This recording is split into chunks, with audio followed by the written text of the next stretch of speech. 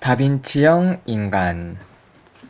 사실 책을 내면서 이 책 제목 또 표지 이런 것과 책의 내용은 참 무관하구나 라는 것을 늘 직접적으로 체험하고 경험해도 있음에도 불구하고 저 역시 책을 고를 때 책 제목이나 이 표지 디자인 이런 것들의 영향을 좀 상당히 많이 받는 것 같습니다.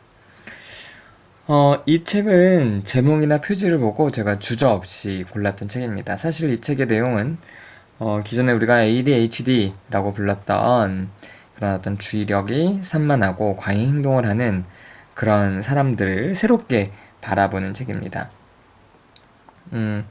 마치 뭐 에디슨의 유전자를 가진 아이들 이제 그런 책과 좀 비슷한 유형이라고 생각을 했는데요. 물론 네 맞습니다. 비슷한 유형이긴 한데 뭐 표지, 뭐 제목, 어떤 이 사람의 중요한 어떤 아이디어 이런 것들 빼고는 그 내용들이 뭐 그렇게 뭐 기대만큼 아주 좋지는 않았던 조금 아쉬움이 남는 책입니다.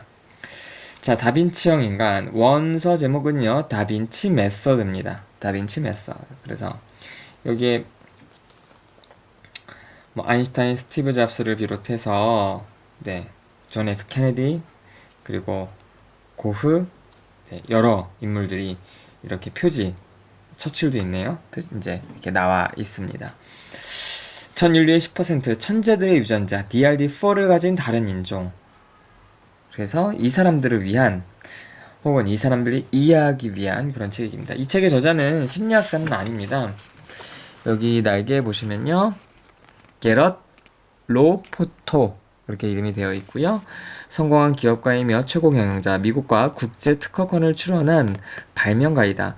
뉴욕타임스, 머니 매거진, 보스턴 글로브, 런던 파이낸셜 타임스 등에 기도했으며 MIT에서 강연한 바 있다.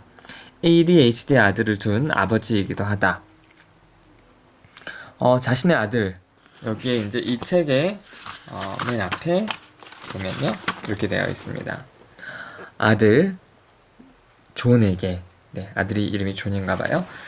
그래서 아들에게 이 책을 어쩌면 아들이 ADHD라는 어떤 진단 때문에 너무나 많은 고통을 받고 너무나 많은 어떤 오해를 받고 그런 어떤 어려움을 겪고 그런 과정을 거치면서 이 아버지가 좀 본격적으로 이런 부분들을 연구한 게 아닌가. 근데 한편으로는 이 책을 읽으면 읽을수록 이 사람, 이 저자 본인도 역시 다빈치형 인간이 아닌가라는 어떤 그런 추측도 할 수 있는 그런 내용들이 많이 있습니다.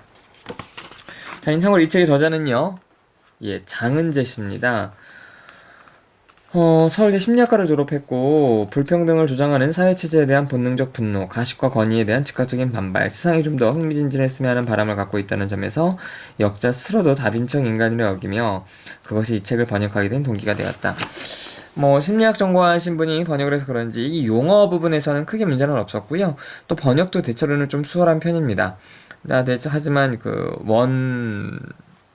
원서가 원래 책이 내용이 생각보다는 그렇게 알차하다는 느낌은 좀 안 드는 아쉬움이 많이 남는데요.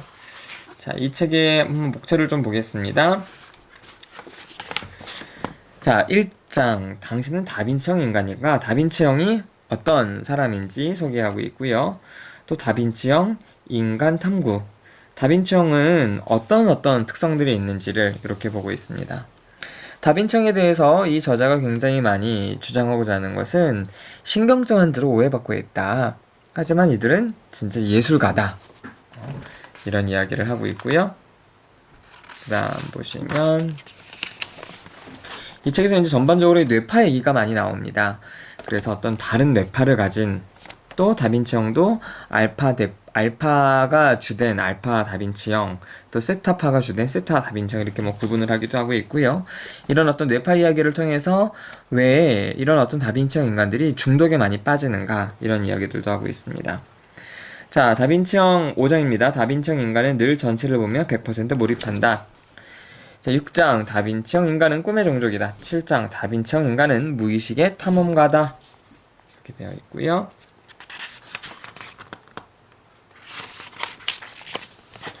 자, 8장 다빈치형 인간의 에너지 만남.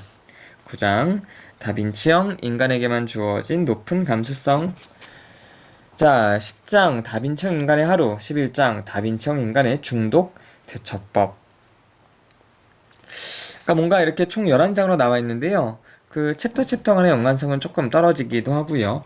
또 내용들이 앞에서 나왔던 내용들과 뒤에서 나왔던 내용들이 좀 중복되는 부분들도 없지 않아 있습니다. 자, 이 책의 좀 앞부분을 좀 읽어 드리려고 하는데요. 다빈치형 인간은 어떤 사람인가? 자, 좀 읽어드리겠습니다. 다빈치형 인간은 사회 변혁을 주도하는 사람이다. 세계적으로 위대한 지도자, 예술가, 기업가, 발명가, 혁명가, 록스타들이 다빈치형 인간이다.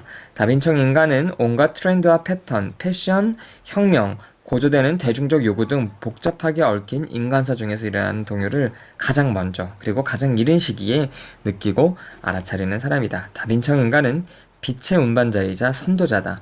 다빈치형 인간은 속담에 나오는 수직갱도 속의 카나리아 같은 존재다. 여기면서 이제 역자가 좀 줄을 달아놨습니다. 또 다빈치형 인간은 우리 인류 중에서 가장 감수성이 뛰어난 사람들이고 가장 창조적인 사람들이자 또 가장 파괴적인 잠재력을 가진 사람들이다. 다빈치형 인간은 공통적으로 DRD4, Xn, 3, 7 repeat LEE 맞나요? 이러한 유전자 다형성을 갖고 있다. 역자가 이렇게 줄을 많이 달아놨죠. 이 유전자는 위험을 감수하고 새로움을 추구하는 성향을 촉진하고 알파파, 세타파, 뇌파를 증가시키며 중독 행동과 ADHD 혹은 ADD 그리고 양극 성장에 걸리기 쉽게 만들며 천재적인 문제해결 능력과 창조성을 발현시킨다. 이 유전자를 보유한 사람은 카리스마 넘치는 정치 지도자나 록스타, 발명가, 영화 제작자, 예술가, 반골 성향의 억만장자가 된다. 다빈치형 인간은 태생적으로 자기를 억압하지 못하는 사람이다. 보통 사람들 대부분이 심하게 자기를 억압하며 그렇게 억압된 상태에 만족하는 데 반해 인구의 10%에 불과한 다빈치형 인간은 어떤 형태가 됐든 내면적인 자기 억제를 달가워하지 않는다. 다빈치형 인간은 자기 억제로 인한 방해가 없는 상태에서 자신의 신체적, 정서적, 감정적, 영적인 능력을 100% 극한까지 발휘할 때만 정말로 만족한다. 평균적인 일반인이 탁월한 능력의 20-30% 정도만을 쓰면서 행복하지만 다빈치형 인간은 어떤 상황을 만나든 일멸의 주저없이 자기 존재를 100% 던져넣을 때 비로소 행복을 느낀다. 네. 자, 평소 우리 사회 속에서 나는 환영받지 못하는구나. 나는 좀 사람들과 다르구나. 이런 생각을 하셨던 분들 그리고 어떤 조용히 묵묵히 뭔가를 준비해야 되기보다는 굉장한 긴장감 속에서 설렘 속에서 흥분 속에서 어떤 최고의 수행을 드러내는 분들 이 책을 보자면 다빈치형 인간일 가능성이 많이 있습니다. 어떤 사람은 이 책을 읽고 너무 칭찬 일색이고 완전히 찬양 일색이다 이렇게 이제 얘기를 하는데요. 사실 그런 것도 없지 않아 있습니다. 굉장히 다빈치형 인간은 굉장히 최고의 누구나 성공할 수 있을 것 같은 이제 어떤 그런 식의 어떤 뉘앙스들이 없지 않아 있기는 하지만 한편으로는 지금까지 우리 사회가 대부분의 사람들과 다른 이 특별한 사람들에 대한 어떤 그런 부정적인 태도를 가지고 있었다는 걸 감안할 때 이 책이 그런 어떤 부정적인 태도의 또 반대편에서 그런 사람들을 지지하고 힘을 주는 그런 메시지를 담고 있는 게 아닌가. 아무튼 레오나르도 다빈치 굉장한 사람이죠. 여러분 잘 아시는 예술, 철학, 과학 못하는 게 없었던 사람이죠. 굉장히 지금으로 보자면 아마 지금 사회에 태어났으면 ADHD라고 굉장히 주변 어른들로부터 학교에서부터 큰 비난과 모욕을 당하지 않았을까.